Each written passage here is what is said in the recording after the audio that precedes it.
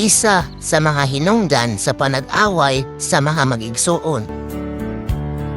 Kanang pagbinahinay sa katigayunan nga kabilin sa ilahang mga ginikanan. Kay naamanggoy ubang mga igsuon nga hakog og kwarta.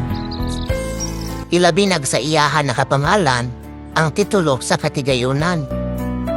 Naay uban nga iyaharang angkonon ug dili bahinan ang uba ang mga igsuon.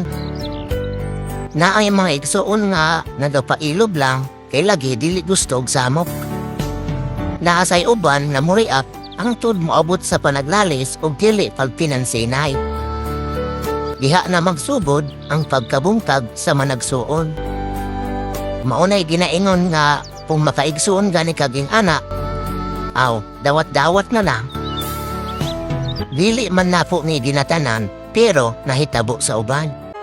You